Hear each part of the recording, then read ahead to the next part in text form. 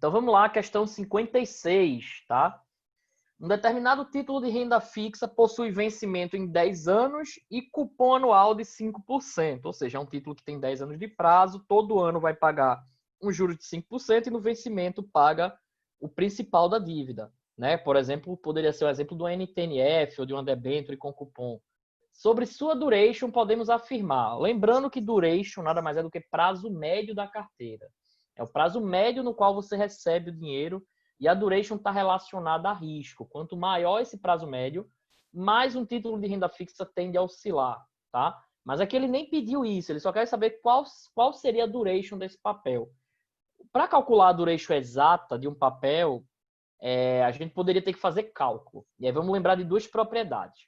O título sem cupom, por exemplo, um LTN, o Tesouro Prefixado, sem juros semestrais, se ele tem um vencimento em 10 anos, você investe hoje para receber tudo daqui a 10 anos, o prazo médio são 10, porque você recebe daqui a 10 anos. Então, num título sem cupom, lembre que a duration é o próprio vencimento. Então, um título sem cupom de 5 anos, a duration é 5. Um título sem cupom de 7 anos, a duration é 7. Um título sem cupom de 10 anos, a duration é 10. Quando o título possui cupom, ou seja, você vai receber pagamentos antes do vencimento. Quanto mais pagamentos você receber antes do vencimento, quanto mais frequente, quanto maiores os valores, menor tende a ser teu prazo médio, certo? Então, para eu poder calcular exato aqui, realmente tem uma continha que se faz que não precisa saber fazer para CPA 20, mas eu já consigo ter uma ideia. Lembra? Se o título com cupom, a duration é o próprio vencimento, o título com cupom vai ter uma duration menor do que o vencimento. Então vamos analisar aqui, tá? Aqui as alternativas elas foram colocadas para confundir. Então, ó, se o prazo de vencimento são 10 anos e o título tem cupom, né? Se o título fosse sem cupom, a resposta seria igual a 10 anos, né? Como o título tem cupom, o prazo é menor que 10 anos. Poderia ser menor que 5, a gente teria que calcular, mas não dá para afirmar que é menor que 5. É mais fácil dizer que é menor do que 10. Menor do que 10 eu sei que é. Não dá para afirmar categoricamente que é menor do que 5 anos.